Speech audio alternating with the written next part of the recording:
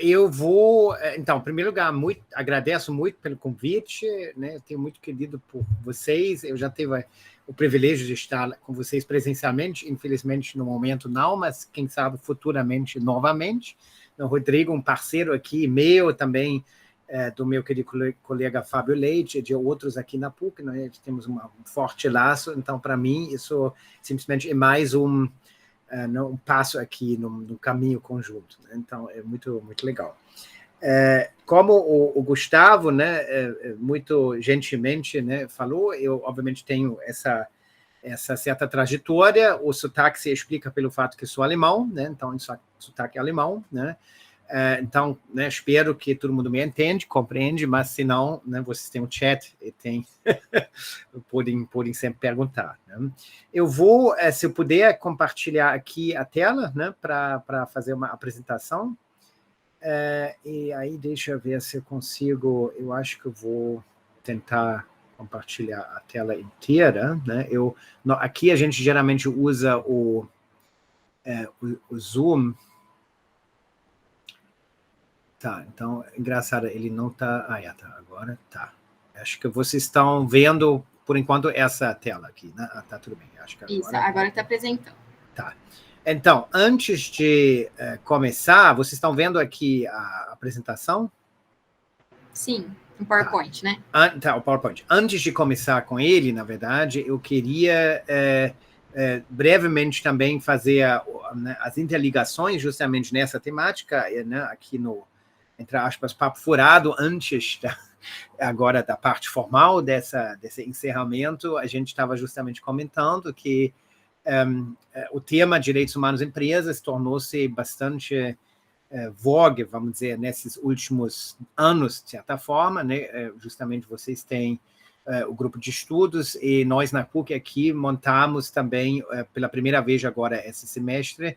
Aí eu vou trocar aqui. Vocês estão vendo agora essa outra tela? Empresas e direitos humanos, curso de extensão, tá.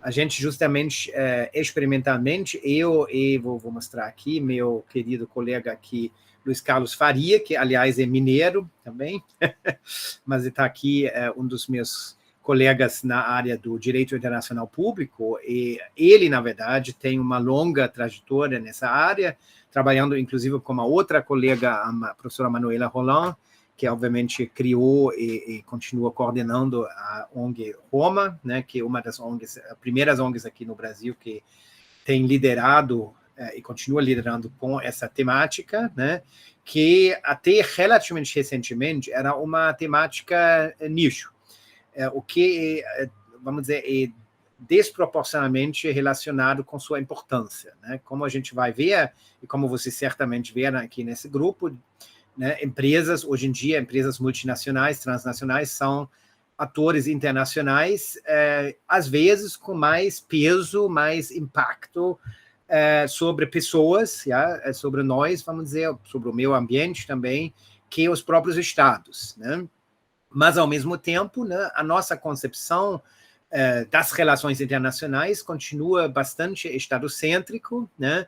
Em função disso, temos justamente, por muito tempo, tratado a questão das empresas como simplesmente, né, sobre essa temática dos atores, assim chamados atores não estatais, que, em tese, são simplesmente contemplados no âmbito das jurisdições nacionais. Então, cada estado tem as suas empresas, tem a sua população, os indivíduos na sua jurisdição, tem, se for o caso, até seus insurgentes, né?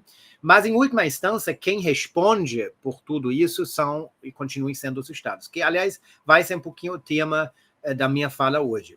Mas, mais recentemente, justamente, esse tema das empresas, e empresas como atores no âmbito, no mundo dos direitos humanos, tem realmente crescido muito. E tem cada vez mais iniciativas e estudos e discussões, vamos dizer, acerca disso, né?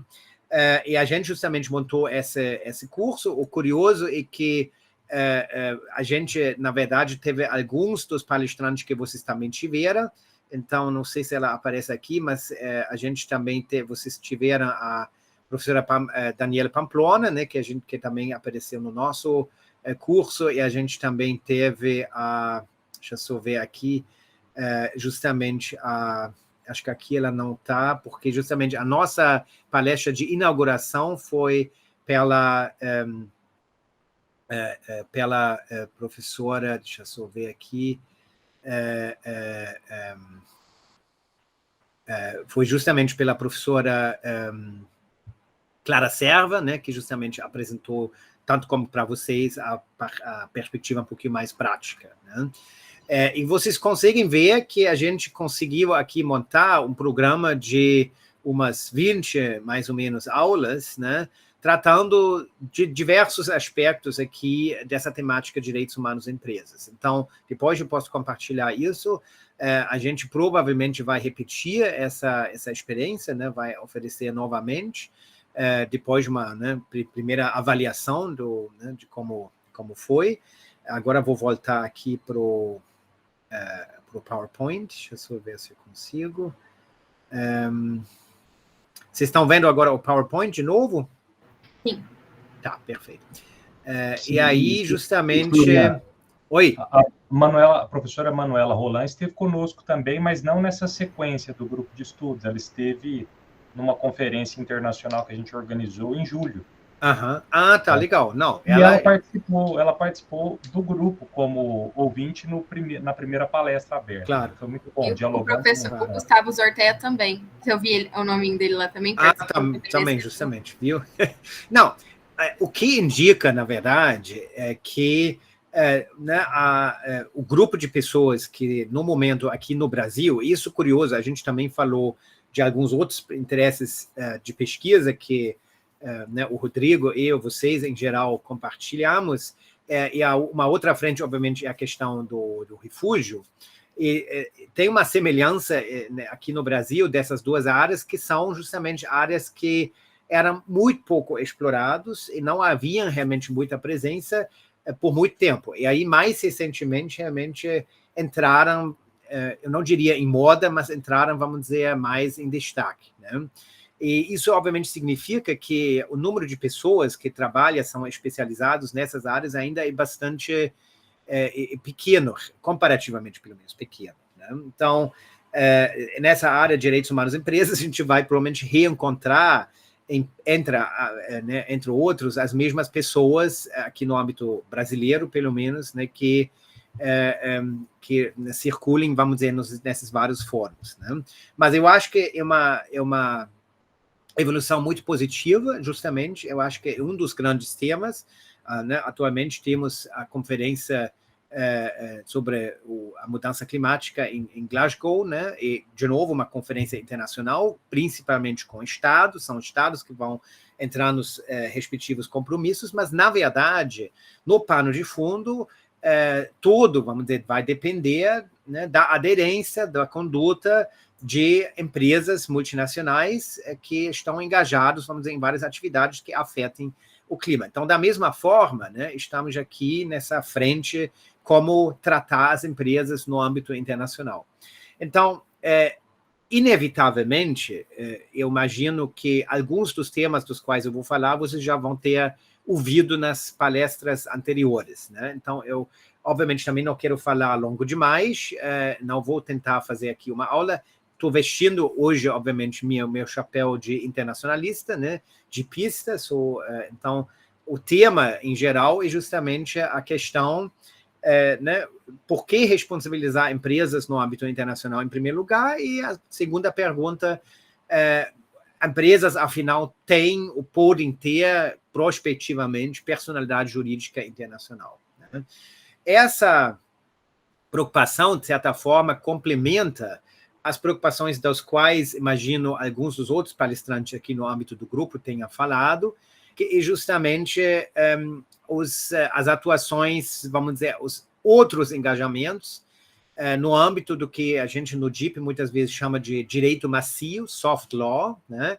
E que, obviamente, comecem no âmbito das empresas com o Global Compact, né, o Compacto Global, e cheguem a ter os famosos, notórios princípios orientadores sobre empresas, direitos humanos e empresas, né, que são, de fato, o marco normativo principal, e sobre o qual vocês justamente já devem ter falado bastante, então eu não vou, na verdade, falar dos princípios orientadores aqui agora, mas que, ao mesmo tempo, em termos da sua função jurídica, vamos dizer, são, nesse sentido, direito macio. São princípios que né, os estados, na verdade, até um certo ponto aceitaram, e que são ofertas, até um certo ponto, para as empresas, para eles implementarem, né, para se enquadrarem, vamos dizer, com as normas internacionais de direitos humanos. Claro que, como todo o direito internacional, e sobretudo o direito, a proteção internacional de direitos humanos, essas normas não somente dependem da sua força jurídica, da sanção formal, né? Sobretudo no âmbito internacional, não temos um governo mundial, não temos uma polícia, né? Então, a ONU, o Conselho de Segurança, né, não tem essa função. Às vezes, a gente acha que tenha, mas não tem. Né? O Conselho de Segurança especificamente trata de questões de segurança, rupturas de segurança, e um órgão muito complexo, né? Porque tem aqueles 5 membros permanentes, etc. Então, de qualquer forma, não age como policial internacional. Então, o direito internacional, na verdade, é um sistema horizontal, que se adequa, em termos da sua lógica, seu temperamento, de certa forma, muito mais ao direito civil, né? Ao direito privado, né? Na base de, principalmente, contratos, que no âmbito internacional são, obviamente, os tratados, e cujas principais personalidades são, ou pessoas, são estados. Na verdade, na concepção clássica estrita, são só estados. Tá? Então, temos essa grande questão. Claro, estados, por sua vez, criem, via tratados, organizações internacionais, que têm também uma personalidade internacional, mas, além disso, a gente já começa a encontrar dificuldades, né? Porque nenhum dos outros atores internacionais são, de fato, inteiramente, na nossa concepção clássica do DIP, aceitos ou presentes nesse sentido, né? Diretamente. A questão que, portanto, se levanta, que eu estou levantando aqui, é por que, então, responsabilizar empresas no âmbito internacional, já que empresas, naturalmente e sempre, recaem nos âmbitos nacionais. Todas as empresas, obrigatoriamente, têm registros nos territórios em que operem, né? Seja a sua sede, seja as suas subsidiárias, etc., né? São sempre regulados pelos próprios estados, e uma empresa que viola normas estatais, normas nacionais, né, seja aqui no Brasil, por exemplo, normas constitucionais ou outras, em tese, pode ser responsabilizado no âmbito nacional. Né? Como vocês certamente já discutiram, né, um dos problemas, vamos dizer, é que justamente, sobretudo as grandes empresas, as empresas devidamente transnacionais, em primeiro lugar, adquiriram um poder desproporcional, vamos dizer, em comparação aos estados, e muitas vezes conseguem faticamente evitar a responsabilização nacional. Sobretudo em alguns locais, onde, por exemplo, né, locais que muitas vezes dependem da sua presença. Isso não é mais somente no sul global, né? É importante entender que mesmo, por exemplo, na Europa, uma grande empresa, né, hoje em dia tem uma influência, porque ela, obviamente, fornece empregos, ela fornece impostos e outros benefícios, entre aspas, que os estados precisem, que mesmo, por exemplo, na Europa, uma empresa, um Estado não pode simplesmente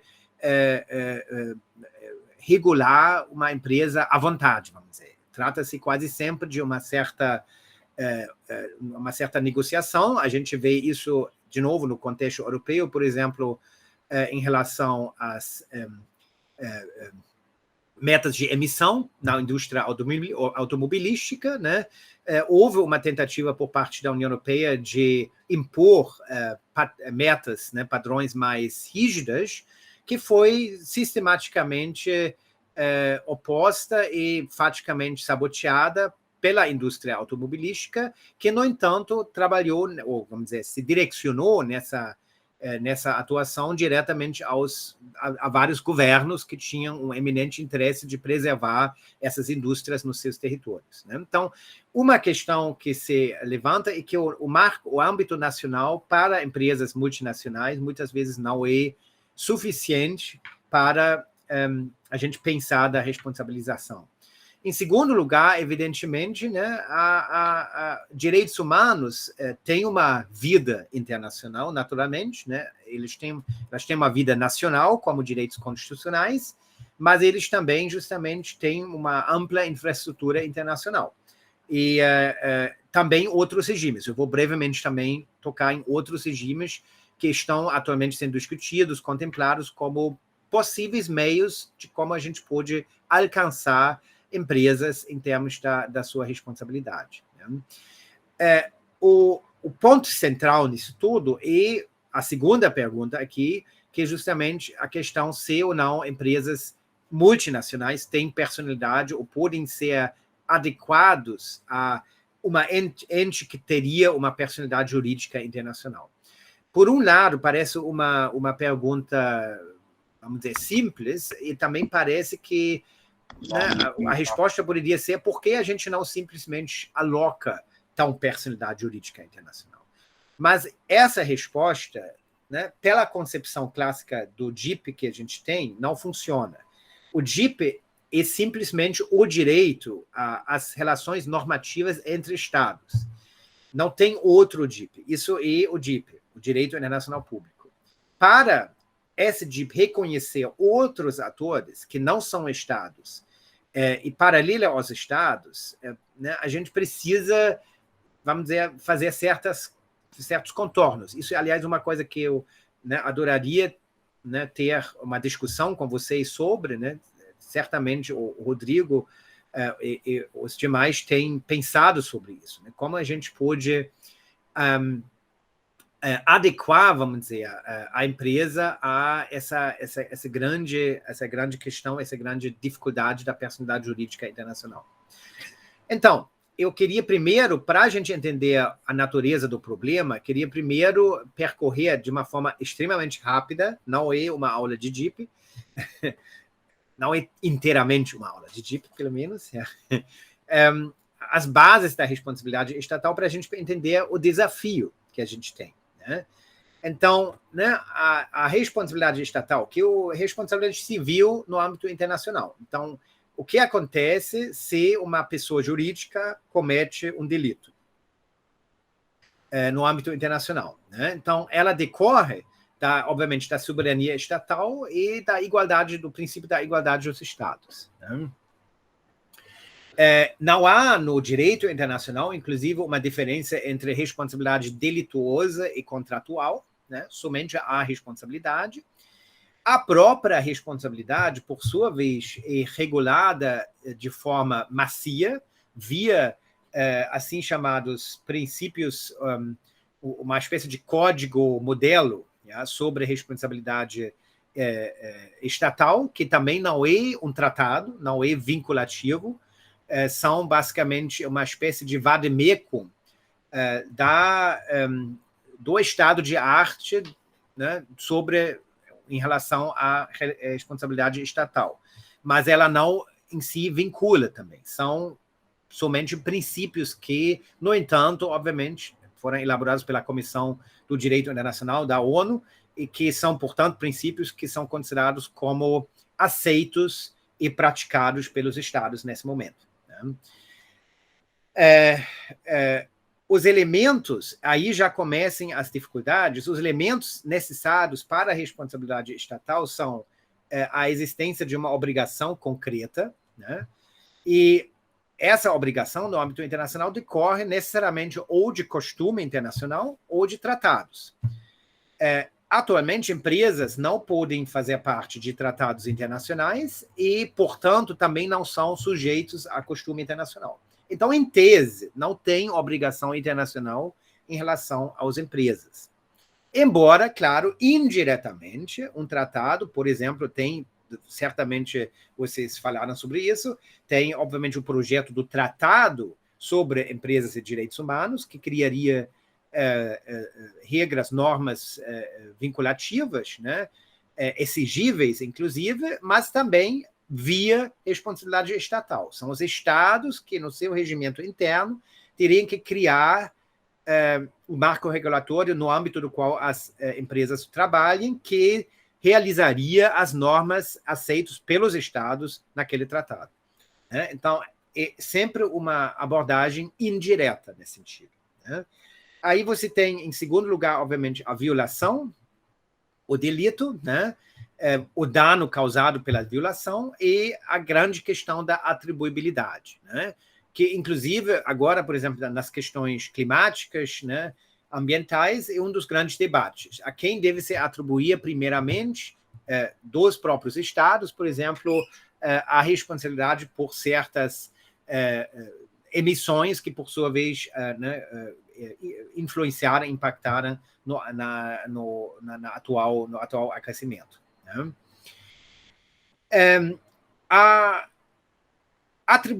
Os princípios pilotos sobre responsabilidade estatal são bastante compreensivos e são difíceis de driblar. Então, normalmente, estados são considerados responsáveis mesmo em o que a gente chama de atos ultravires, como, por exemplo, rebeliões, ja? Ou, se for o caso, empresas que fogem, que cometem ilegalidades, etc., assim, com poucas exceções, existem exceções, mas com poucas exceções, cabe, né, aplica-se responsabilidade estatal para todos os atos que ocorrem na jurisdição, no território de um Estado. Né? Um dos primeiros famosos casos também do direito ambiental internacional, ou assim chamada arbitragem Trail-Smelter, justamente envolveu uma fábrica de celulose em território canadense que gerava uma poluição aérea que atravessou a fronteira ao sul para os Estados Unidos e chegou a uma cidade no lado americano, onde ela causou vários danos à saúde da população. E foi uma das primeiras, dos primeiros litígios, arbitragem, na verdade, que precisava determinar se, já que essa fábrica de celulose era privada, era uma empresa privada, justamente. O Canadá arguía, naquele momento, inicialmente, que, por ser empresa, não cabia responsabilidade ao Canadá. Algo que o árbitro depois, evidentemente, rejeitou, dizendo justamente, articulando o princípio que vale até agora, que qualquer dano que provém do território nacional, seja por qualquer ator, pode ser um ator público, pode ser um ator privado, é responsabilidade do Estado. Né? Que, aliás, é também a lógica dos direitos humanos. Né? Direitos humanos podem ser violados pelos Estados diretamente, isto é, por agentes do Estado, né? Mas também, hoje em dia, né, na dogmática dos direitos humanos, entendemos que direitos humanos também podem ser violados por terceiros, por empresas, na medida em que o Estado não tomou as devidas medidas para evitar tais atos, tais violações. Tá? Só que, de novo, a responsabilidade aqui, primária no âmbito internacional, é do Estado, não é do violador da empresa, por exemplo. Né? E, inclusive, litígios internacionais de direitos humanos ocorrem sempre, o requerente é sempre né, a pessoa afetada, tá? Contra o Estado. Não é contra o perpetrador, isso já nos leva para o campo do direito penal, por exemplo, que também vou brevemente mencionar, mas no âmbito de direitos humanos é sempre o Estado. E o Estado, cabe depois ao Estado, se for o caso, punir, sancionar os perpetradores de fato e também, se for o caso, alterar o marco regulatório interno. Mas o direito internacional, na verdade, não consegue alcançar os perpetradores em si. Né? Hoje em dia, né, vocês certamente falaram disso, tem, obviamente, essa ideia da devida diligência, né, adequada aqui do direito empresarial mesmo, que justamente entende que o Estado deve ter feito o suficiente, de certa forma, né, para evitar que atores não estatais, como empresas, violem normas, entre outros, de direitos humanos, também ambientais e outras, mas no nosso caso aqui, de direitos humanos. Né? Então, hoje em dia, justamente, todo que vai aquém da devida diligência não recai sobre o Estado, mas o que o Estado, na medida em que o Estado poderia ter evitado que tais violações ocorreriam, a responsabilidade, de novo, resta com o Estado. Né? Eu vou correndo aqui um pouquinho para também não falar demais e já poder avançar, né? Mas queria ainda também mencionar aqui no final a responsabilidade e proteção em relação à proteção diplomática, né? Estados, por outro lado, também podem assumir a defesa de empresas, né, no âmbito internacional, empresas no seu território, suas, entre aspas, empresas, diante de outros estados. Né? Temos uma série de casos famosos aqui, por exemplo, essa aqui, o famoso caso Barcelona Traction, em que justamente trata-se de uma questão de responsabilidade no caso da falência em termos dos acionistas, e a questão era principalmente aqui debatido na Corte Internacional de Justiça, e quais estados poderiam assumir o que a gente chama a proteção diplomática, isto é, assumir, de certa forma, a defesa diante de outros estados daquela empresa que era uma empresa multinacional, com presença, no caso, na Bélgica, na Espanha e também no Canadá. Então, por exemplo, no âmbito da Organização Mundial de Comércio, né, apesar do fato que a esmagadora maioria das ações afeta e, em última instância, interessa a empresas do setor privado, os litígios na OMC são entre estados, que justamente na base do princípio da proteção diplomática assumem a causa dessas suas, entre aspas, empresas, né, que se sentem né, lesados por medidas que contravêm justamente os tratados de livre comércio, o GATT, etc. Né? Então, temos aqui, eu listei aqui uma série de casos em que, de uma forma ou outra, a responsabilidade estatal em relação a atores não estatais foi debatido, né? Eu não, justamente para não me estender demais, não vou comentar esses casos agora, mas obviamente quem quer ter, a gente posso depois compartilhar.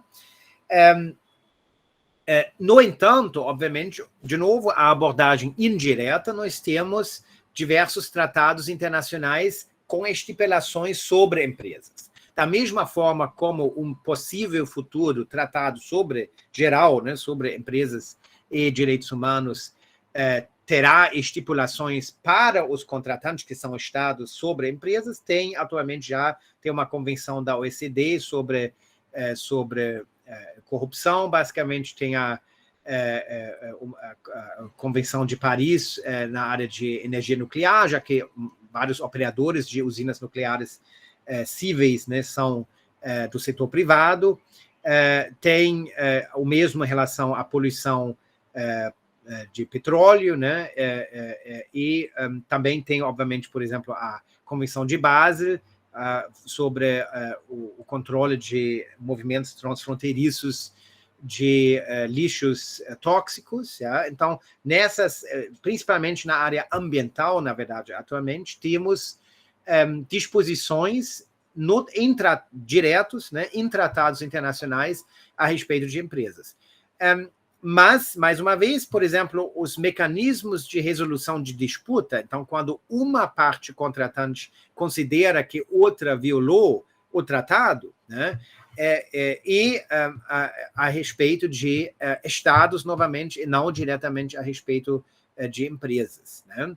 Algo consagrado também no artigo 2 da Carta da ONU, que justamente estabelece que a organização e seus membros, para a realização dos próprios dos propósitos mencionados no artigo 1 agirão de acordo com os seguintes princípios: nenhum dispositivo da presente carta autorizará as Nações Unidas a intervirem em assuntos que dependam essencialmente da jurisdição de qualquer Estado, obrigará os membros a submeterem tais assuntos a uma solução nos termos da presente carta, etc. Então, significa que fica consagrado, já na Carta da ONU, a ideia de que o que recai na jurisdição dos seus Estados-membros deve, a prioricamente, ficar por conta de cada Estado, né? E isso tem sido uma das principais barreiras, vamos dizer, de uma perspectiva, uma visão mais ampla sobre a responsabilização das empresas, né? Além disso, temos, obviamente, uma certa dificuldade em relação à jurisdição estatal, né? De novo, não é uma aula de DIP, certamente aqueles de vocês que já fizeram DIP vão se lembrar, nós temos 4 princípios clássicos de jurisdição, né? Baseados, em última instância, no território, na soberania sobre território e sobre nacionais, né? Só que justamente essa jurisdição necessariamente exige os princípios clássicos, né, um vínculo com o país, no sentido que deve se tratar de algum dano que ou provém do território nacional, né, contra o território nacional, ou inversamente contra nacionais, ou que provém de nacionais, né? Quando não se tem esse vínculo, né, não se consegue estabelecer jurisdição. Então, em relação a empresas, o que a gente justamente encontra, empresas, como vocês bem sabem, nada mais são do que redes complexas de contratos, né? Uma empresa multinacional é uma série, na verdade, vamos dizer, a sua essência jurídica é simplesmente uma série de contratos, muitas vezes contratos entrelaçados de forma extremamente complexa, às vezes pouco transparente, né? E que gera diferentes formas de deveres, obrigações, hierarquias, relações, etc., etc., né? E, nesse sentido, muitas vezes é difícil, né, se alcançar uma empresa, mesmo se essa empresa é uma empresa conhecida, que tem sede em um país que se considera observador de direitos humanos, etc., mas que tem, por exemplo, subsidiárias em outros países, e que essas subsidiárias talvez sejam contratualmente joint ventures ou tem outra natureza jurídica. A gente teve o exemplo já no Global Compact, né? Por exemplo, da Nestlé, né? A maior empresa de alimentos do mundo, né? Com sede na Suíça, né? Tendo se associado ao Global Compact, o que significa que ela tenha aceitado cumprir né? Um catálogo de certas regras básicas, incluindo certos direitos fundamentais e direitos trabalhistas. Mas, obviamente, ela interpretou essa associação ao se aplicar à sede da Nestlé. Então, né, quem trabalha na sede da Nestlé, na Suíça, estava sujeito, vamos dizer, a essas regras do Compacto Global, enquanto muitas subsidiárias ou fornecedores da Nestlé em outros países não estavam, né? Então, nesse sentido, empresas multinacionais, tanto como na área tributária, na área de direitos humanos, das obrigações de conduta, né, de direitos humanos, têm tentado driblar as jurisdições, né?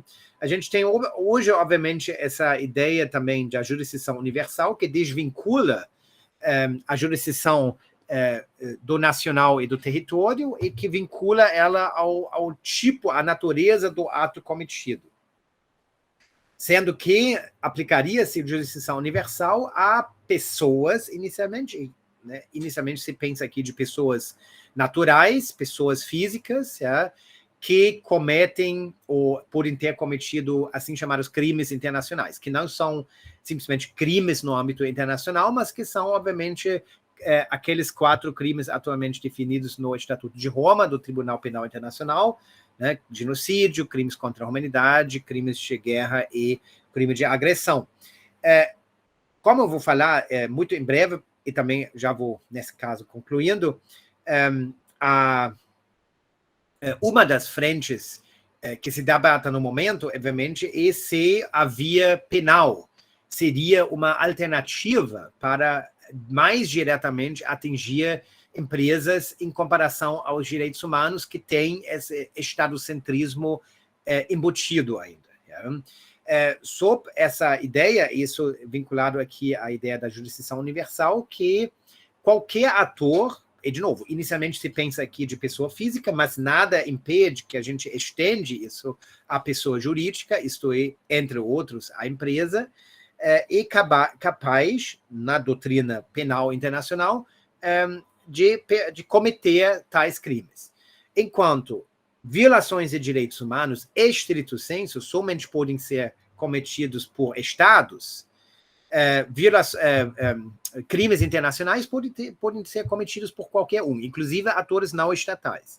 Justamente, né, nos tribunais, né, no TPI mesmo, eu diria pelo menos metade dos acusados são assim chamados rebeldes, terroristas, insurgentes, etc., pessoas que não têm função, não são o que a gente chama de atores estatais, né, mas que trabalhem fora, né, atuem fora dessa ramo.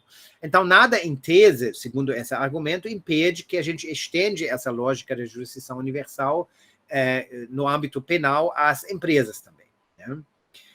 E também tem essa questão da... desculpem, o que aconteceu aqui? Deixa eu ver aqui. Vocês estão vendo de novo o PowerPoint ou não? Sim, voltou. Tá, perfeito. Desculpem, eu estava querendo só tirar aqui. Então, temos também essa questão, o tema da jurisdição extraterritorial, né? Que justamente como a gente vai tratar da atuação de uma empresa no país X, se naquele país X o próprio governo, talvez os tribunais, o marco regulatório não são adequados para a gente responsabilizar a conduta. E se a empresa, ao mesmo tempo, em tese, pelo menos, não tem personalidade jurídica internacional. Uma questão jurisdicional é o que justamente hoje em dia é discutido sobre essa ideia da jurisdição extraterritorial. E tem duas, vamos dizer, frentes aqui, né, dos quais vou falar muito brevemente. Uma é a gente entender que assim chamada doutrina do controle efetivo, que significa quando um ator, inicialmente se pensa aqui do Estado, mas pode também ser insurgente, a gente já teve casos envolvendo rebeldes, né, numa guerra civil, por exemplo, que conquistaram, ocuparam trechos de um território, por exemplo, na Colômbia, durante a Guerra Civil, na Sri Lanka, por exemplo, durante a Guerra Civil, e chegavam a controlar trechos de território atuando como governos. Então, a ideia agora é a gente pensar, por exemplo, da Shell na Nigéria, né, onde no delta do Níger, ela muitas vezes, né, faticamente, substitui quase a presença do Estado, constrói rodovias, constrói escolas, outra infraestrutura, exerce um poder quase estatal. Né? Então, segundo essa doutrina do controle efetivo, a gente conseguiria enquadrar empresas também, como antigamente a gente enquadrava, por exemplo, movimentos rebeldes, né? Na medida em que exercem uma espécie de controle efetivo das pessoas num determinado território, eles também seriam responsabilizáveis. Né? A gente tem casos em que a gente tem responsabilizado atores não estatais rebeldes, justamente por terem cometido violações de direitos humanos. Então, a ideia agora é, será que a gente não consegue estender isso também a empresas, na medida em que, em determinadas áreas, né, eles têm uma função, uma presença praticamente como se fosse Estado. Né? A outra frente da jurisdição extraterritorial é, obviamente, a questão da escola do foro. Né? Quando a justiça, o governo, né, o aparato estatal de um determinado país não está disponível, não está com vontade, de certa forma, de responsabilizar uma empresa, o que se explora muito hoje é mover o fórum disso, né, para um outro país onde essa empresa atua e onde, obviamente, ela tem um interesse financeiro, né, e julgar isso na justiça de lá, né? Então, para já começar aqui a encerrar, então, a gente tem basicamente disso tudo, surgem basicamente 3 paradigmas de responsabilização internacional de empresas. Uma é justamente o mais estrito, o estatista, né? O outro, o inverso, universalista, que, de certa forma, atribui a capacidade de violar direitos humanos plenamente às empresas. E a terceira é a transnacional, que entende justamente que empresas são redes contratuais transnacionais e, no âmbito disso, no entanto, são sujeitos à regulação transnacional que, no entanto, passa novamente pelos Estados, embora não só por um Estado, mas por atuação coletiva de Estados, né? O que seria, por exemplo, o caso né, daquele tratado futuro, eu espero, né, de direitos humanos e empresas. Então, eu vou correndo aqui só para encerrar. Então, nós temos, em primeiro lugar, quais são atualmente, vamos dizer, os campos em que a gente internacionalmente concebe a presença de empresas em relação a responsabilizá-los de uma ou outra forma por sua conduta, especificamente na área de direitos humanos. Então, eu falei agora já extensamente sobre direitos humanos, que tem essa limitação que, formalmente, somente Estados são garantidores dos direitos humanos internacionalmente, na base de obrigações convencionais assumidos em tratados, e na base disso, somente os Estados podem violar essas suas próprias obrigações.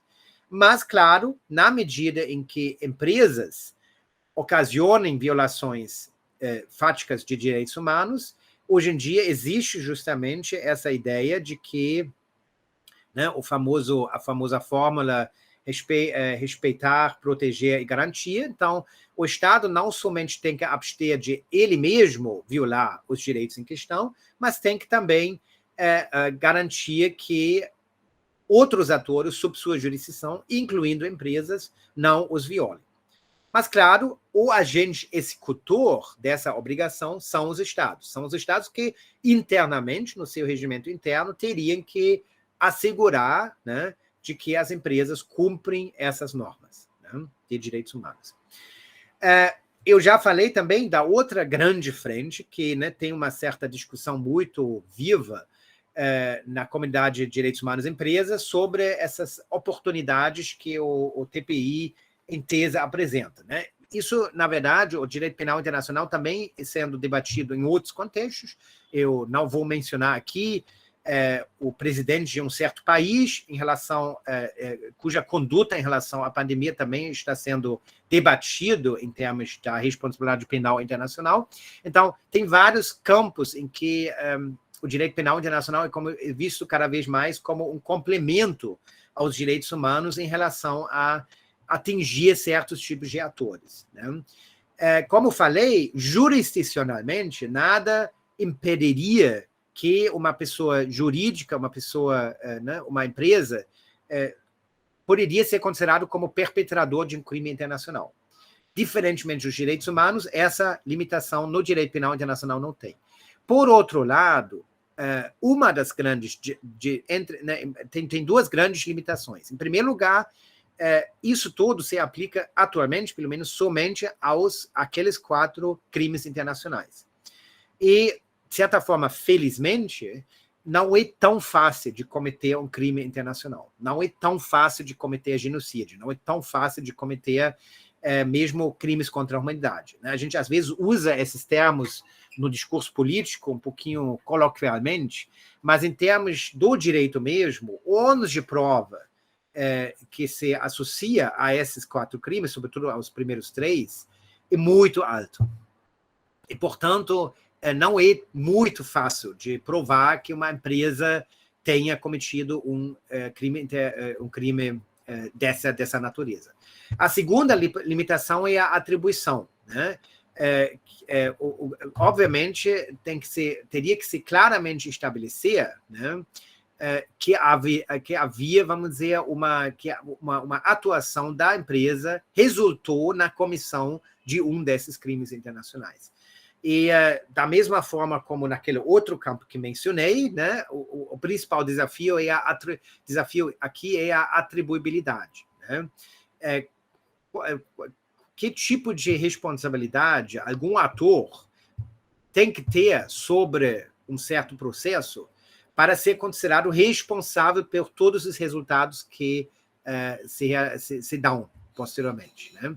Então, nesse sentido, o direito penal, por um lado, abre certas portas, mas o caminho, né, uma vez entrado por essa porta, é muito íngreme, é muito complexo. E, por enquanto, não temos precedentes também disso, embora isso eu acho que pode acontecer.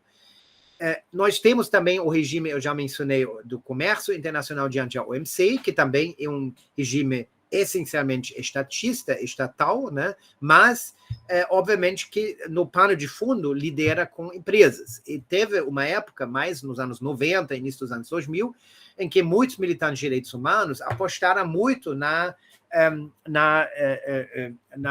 no regime da OMC, porque o regime da OMC, como vocês talvez sabem, tem, vamos dizer, dentes, né? Estados que descumprem os tratados, o GATT e o GATS, podem ser sancionados pelos estados lesados. Tem um regime de sanções contra sanções financeiras, essencialmente, mas que podem, vamos dizer, doer, né? Doer no bolso e que, dessa forma, encorajem por muito o cumprimento, vamos dizer, né? Mas, ao mesmo tempo, nem o GATS nem o GATT são tratados de direitos humanos. Existem algumas normas e algumas exceções também àquelas normas que têm a ver, vamos dizer, com direitos humanos e podem ser interpretados conforme normas de direitos humanos. Mas a grande limitação aqui é justamente isso, né? Né, a OMC tem uma espécie de tribunal, assim chamado o mecanismo de resolução de disputa, e os juízes, entre aspas, nesse mecanismo, vão sempre ver como principal matriz da sua base, fundamento da sua decisão, os tratados de livre comércio, né, o GATT e o GATS, e o TRIPS e os demais, né, e não qualquer norma ou tratado internacional de direitos humanos. Então, isso é uma das grandes limitações aqui. Temos também o grande tema, também muito discutido agora, dos tratados de investimento, né, que são tratados entre estados que basicamente garantem certos direitos para empresas estrangeiras, certas proteções, também geralmente conferem jurisdição sobre disputas com essas empresas a processos de arbitragem, né? São, portanto, também muitas vezes criticados porque estabelecem considerado que muitas vezes estabelecem um certo favorecimento para as empresas diante os países com quais entrem em disputa, né? Mas, em tese, também, justamente, são instrumentos através dos quais se pode incorporar normas de direitos humanos, que se aplicariam ou que seriam sujeitos a alguma forma de obrigação. Curiosamente, também no direito marítimo, né, nós temos aqui o Tribunal do Direito Marítimo em Hamburgo, né? Temos a grande Convenção da ONU sobre o Direito Marítimo, que também estabelece certas normas, e, obviamente, a esmagadora maioria do tráfico marítimo ocorre comercial e, portanto, está na mão de empresas, tá? Que, por sua vez, são regulados no âmbito da Organização Internacional Marítima, né, a IMO, a International Maritime Organization, que justamente regula partes do tráfico, né, da navegação e outros temas, e dessa forma também, em tese, consegue alcançar empresas. E, por fim, e com isso vou concluir, temos, obviamente, mais uma vez, como eu falei, a possibilidade de simplesmente, lateralmente, transferir a responsabilidade para outros países. Então, não verticalmente para o nível internacional, mas simplesmente para um outro campo. Um precedente, vamos dizer, que a gente tem observado é justamente o famoso Alien Tort Claims Act, que é uma legislação do final do século XVIII, americana, e que basicamente confere jurisdição civil, não penal, mas civil, aos tribunais americanos sobre assuntos que não têm vínculo jurisdicional americano. Então, não precisa ter envolvimento de um cidadão americano e os atos reclamados não precisem ter ocorrido em território americano. Então, desde o início dos anos 80, essa legislação que tinha sido esquecida, basicamente, mas nunca foi revogada, foi redescoberta pelo Movimento Internacional de Direitos Humanos e foi usado, entrou inicialmente para atingir, por exemplo, torturadores, etc., justamente, sou civil, não são processos penais, mas o famoso caso Filártica, por exemplo, envolveu um torturador se me lembro correto, de Honduras, né, que a vítima era hondurenha, o torturador era hondurenho, mas justamente através dessa lei se conseguia montar um litígio civil nos Estados Unidos. Algo que, no entanto, infelizmente, a Suprema Corte, no caso Kiobel, de 2013, restringiu fundamentalmente. Mas os últimos casos, antes do Kiobel, levantados usando essa lei, eram contra empresas, porque, de novo, direito civil, então não é restrito a pessoas físicas, podiam ser pessoas jurídicas, e, nesse sentido, também tentou-se litigar contra empresas multinacionais em função de violações, basicamente, de direitos humanos em outros países, cometidos supostamente por essas empresas em outros países. Então, isso, obviamente, tem sido um instrumento bastante forte, muito particular aqui em relação ao Alien Tort Claims Act aos Estados Unidos, embora tenha algumas outras legislações nacionais que também têm permitido esse tipo de atuação. Bem, teria muito mais a falar, eu vou compartilhar, eu vou retornar a vocês, eu não sei, agora retornei, stop sharing, tá. Agora retornei, né? Desculpe, eu acho que excedi já o tempo um pouquinho, mas então tem muito mais a falar. Espero que não foi completa coincidência com o que vocês já falaram sobre, mas se for, pelo menos levantou algumas perguntas novamente, né? Então, muito obrigado mais uma vez, é um super prazer poder falar com vocês aqui sobre isso. Professor, primeiramente não tem motivo algum para o senhor pedir desculpas pelo excesso, não tem problema algum, a gente adora, inclusive, ouvir o senhor. Se a gente pudesse, a gente ficaria aqui por muito mais tempo, sem dúvida alguma. E, em segundo lugar, a gente vai passar para as perguntas. A Letícia ela tem uma pergunta para fazer para o senhor, então solta a voz, Letícia. Professor, obrigada mais uma vez, foi ótima a exposição. Para mim, particularmente, inclusive, foi muito importante, porque tem a ver com o recorte que eu estou pretendendo fazer agora no mestrado, então foi particularmente bem interessante para mim essa exposição, agradeço. E eu queria fazer uma pergunta, assim, você acha que essa submissão direta das empresas numa jurisdição específica para julgar, né, seria muito difícil de aplicar?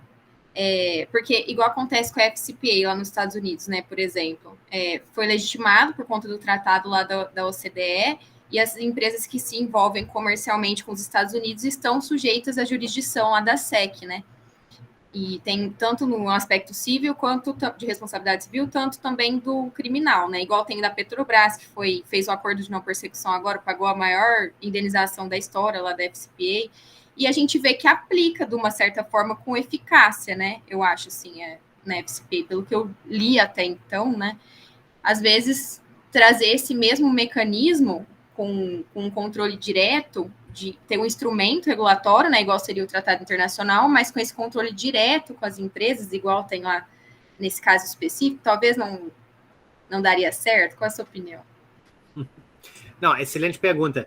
Bem, uma certa ambivalência, né? Eu acho, por um lado, o caminho fático que está sendo explorado é esse. né? A gente vê isso em vários frentes, inclusive não só na área de direitos humanos. A gente tem o que a gente chama, né, efeitos extraterritoriais, horizontais, né, para terceiros, isto é, por exemplo, empresas, em vários marcos internacionais, né? O que se fala muito aqui, por exemplo, também aquela regulação sobre privacidade da União Europeia, que efetivamente acaba obrigando, por exemplo, empresas brasileiras que atuem no território europeu, por exemplo, de integrarem essa norma. O que tudo isso tem feito nos últimos anos é, obviamente, ressaltar a importância nas próprias empresas dos seus departamentos de compliance, né? Então, todas as empresas têm agora compliance e a maioria, eu diria, incluem na compliance também uma certa atenção a normas de direitos humanos, minimamente, né, os princípios orientadores, etc. Né? Então, em primeiro lugar, no entanto, obviamente, as notícias, vamos dizer, o que a gente, né, o que a gente escuta das empresas, de certa forma, e que, né, muitas pessoas que trabalham na área de compliance nas empresas vão dizer sim, todo mundo tem compliance, obviamente, mas em última instância, sobretudo quando chega em normas de direitos humanos, né, tem outras normas que têm ainda mais dente e onde compliance é levado mais a sério, né? Mas sobretudo na área de direitos humanos, né, na hierarquia empresarial e vamos dizer, nas priorizações fáticas, aparentemente, sim, em última instância, o pessoal que está no compliance ainda está ocupando um nicho. Não é a lógica primária segundo a qual as empresas funcionam no momento ainda. É mais como se fosse uma obrigação por parte, uma certa cosmética por outra. Né? Eu não estou dizendo que todas as empresas são iguais, eu acho que tem tentativas mais de boa fé, realmente, de incorporar isso, mas o problema é um pouquinho que a gente, né, o perigo, né, é até um certo ponto da gente se iludir em função da possibilidade desses processos, de que empresas são completamente já streamlined, já fizeram, vamos dizer, uma mudança cognitiva fática. E isso eu acho que ainda está para acontecer. A outra ambivalência, obviamente, é mais em relação ao DIP. Né? O problema é aqui do abuso. Né? Uma espada de dois lados, porque a gente teve, agora, mais recentemente, tem muitos esses contratos com efeitos extraterritoriais que a gente julga positivos, progressivos. A gente tem, né, inúmeros exemplos de que somente isso fez empresas finalmente fazerem algo. Né? Mas, por outro lado, temos outros exemplos, né, nos anos, deixa eu pensar, acho que foi anos 80, por exemplo, a lei Helms-Burton, nos Estados Unidos, né, que envolveu aquela velha, eterna questão, né, pelo menos do campo republicano nos Estados Unidos, em relação a Cuba. Então, foi uma lei que basicamente sancionava qualquer empresa, inclusive estrangeira, que, no entanto, atuava nos Estados Unidos, que fez qualquer forma de negócio com Cuba. Isso a gente chamava, na época, uma espécie de legislação extraterritorial e que claramente é indevida. Inclusive, a França, na época, né, outros países também reclamaram abertamente disso. Né? E o que acontece, evidentemente, né, os Estados Unidos, sobretudo, hoje até um certo ponto também China, tem um poder descomunal, né, em termos de atrair, né, esse tipo de atuação. Então, por um lado, eu acho muito positivo. Uma empresa multinacional vai ter o mercado americano, talvez o mercado chinês, se for né, na mira, e não vai poder ignorar. É uma lógica de mercado, basicamente. E na base disso, acho que a gente consegue, faticamente, avançar nessa agenda. Mas, por outro lado, obviamente, o precedente que isso representa é o poder que confere algumas poucas jurisdições, a europeia também, né? E é um pouquinho preocupante, eu acho. Né? Porque... eu penso exatamente como o senhor, porque, assim, às vezes também seria legal essa ideia desse mecanismo sendo instaurado, mas não na mão de um país, igual acontece no caso do FCPA, que é julgado pelos Estados Unidos, os países, das empresas, né, que comercializam com eles. Então, talvez algum tribunal internacional que vá ser criado com representantes de vários países, igual a gente tem estruturas internacionais, mas que lidem especificadamente com casos de violação de direitos humanos no âmbito corporativo. Sim. Então, talvez seja mais vantajoso, porque até na FCP, até a pesquisa da minha orientadora é sobre isso, né, agora do mestrado, ela encontrou um padrão até de condenação diferente entre empresas que são estadunidenses, né, americanas, e empresas que não são. E assim, é bem evidente esse padrão, então isso é perigoso. E aí você vai estar sujeito a uma coisa... Não, além do fato que a gente está à mão da Suprema Corte, né? Ela acolheu Filártiga, ou nem foi ela, mas foi a Corte Distrital, mas vamos dizer, né, foram os tribunais que acolheram no início dos anos 80, mas agora com Kyobe, a Suprema Corte basicamente disse não vai ser mais assim. Então, a Suprema Corte, famosamente, né, não adota, ou pelo menos não abertamente adota, uma visão comparativa ou internacional, mas sempre enfatiza, né, sua orientação fundamental para o direito americano, a tradição, a história jurídica americana, etc. Então, nesse sentido, sim, é uma limitação muito, muito evidente nesse sentido. Muito obrigada. Mas uma excelente pergunta. Existem, aliás, outras frentes que estão se abrindo que ainda são mais complexos, né? Então, eu estou também lateralmente envolvido num projeto sobre regulação, uma coisa, um interesse pequeno, junto com colegas, regulação internet.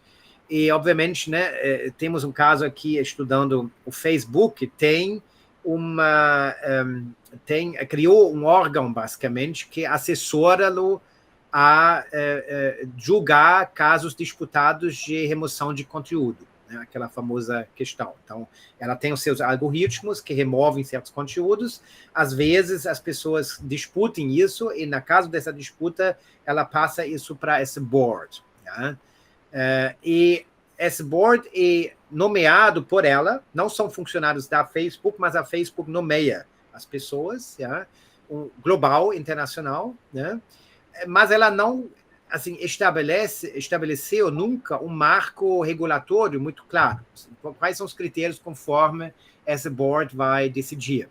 Então, existe toda uma militância agora, por parte do movimento de direitos humanos, de basicamente dizer ao Facebook, olha só, se vocês querem legitimidade para essas decisões, apliquem basicamente normas internacionais de direitos humanos. Por exemplo, normas, né, a doutrina da liberdade de expressão no âmbito internacional, etc. E tem incorporem os comitês, os comentários gerais, etc. Né? O que é muito curioso. Temos aqui um ator completamente privado, que, no entanto, tem um impacto assim, descomunal sobre nossas vidas, praticamente, que escolhe, por um lado, completamente na sua discrição, juridicamente no direito privado, né? Mas, por outro lado, eventualmente vai acabar incorporando normas internacionais de direitos humanos. Né? E para mim, isso abre a mesma ambivalência. Né? Por um lado, você pode dizer assim, legal, isso você chama isso na análise das políticas públicas regulatory capture, né? Tipo, no sentido positivo aqui. Né? Tem, o movimento de direitos humanos vai dizer, tem uma certa lacuna, né? Eles não estão seguindo nenhum marco, o Facebook não estabelecendo um marco, o Facebook principalmente está interessado em legitimidade. Eles querem que essas decisões não sejam muito contestáveis desse board. O que seria mais incontestável do que você basear-se formalmente em normas internacionais de direitos humanos. Então, para a Facebook funciona bem. Para o movimento de direitos humanos também funciona bem. Mas, por outro lado, obviamente, tem alguma coisa também meio aleatório aqui. Né?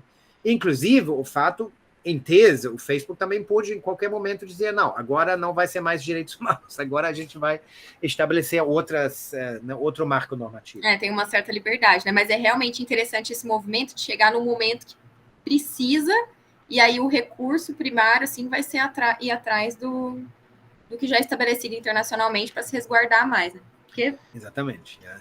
taticamente, como você disse, está precisando. Então, o que eles vão fazer diante disso, né? Vai atrás do direito internacional para regular de uma certa forma e evitar, né, algum problema. Exatamente. Isso é muito legal mesmo, esse movimento. E é interessante, Florian, eu tenho acompanhado atuação do Oversight Board, e é curioso, assim, até alguns documentos que eles utilizam são documentos que nós trabalhamos também no laboratório aqui, no CEDIRE também, porque são várias decisões, inclusive sobre discurso do ódio, envolvendo, enfim, as decisões quase todas são sobre liberdade de expressão, né? Claro. E de fato, né, os instrumentos que têm sido mencionados, os documentos que subsidiam as decisões são os documentos internacionais, né? Convenções internacionais, por exemplo, o Plano de Ação de Rabat, entre outros documentos, né, sobre liberdade de expressão. Então, isso é muito, muito claro, né, essa apropriação do discurso dos direitos humanos. Não, e aí justamente uma certa fusão entre o estatal e não estatal, né? Então, isso acho que para mim é uma nova frente que para nós, né, os juristas na academia, inclusive, que tentando decifrar isso, analisar isso, acho que isso é nova, para mim, isso é a nova fronteira. E também precisa acontecer isso, até porque o documento agora que a gente está seguindo, né, que seria a Agenda 2030, ela é justamente essa integração, né, entre o Estado, o setor privado e a sociedade civil. Sem essa integração, alguma coisa não vai dar certo. Então, o desenrolar da construção desses documentos já estão mostrando isso para a gente, né? Isso que é muito interessante. Vai acompanhando e vendo isso. Então, precisa ter essa integração, senão não... Legal. Exatamente. Pessoal, eu acho que, em função do tempo, nós já vamos ter que encerrar, né, Gustavo? Exatamente. Acho que agora é o momento, então, de você Vitorino, ou então a Letícia, falarem as últimas considerações e aí a gente encerra o nosso encontro.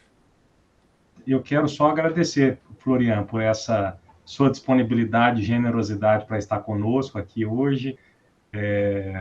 Estamos chegando aí no finalzinho do ano, né? Com certeza foram dezenas e dezenas, centenas de horas, provavelmente, em frente às telas, em aulas, eventos. Imagina, exatamente.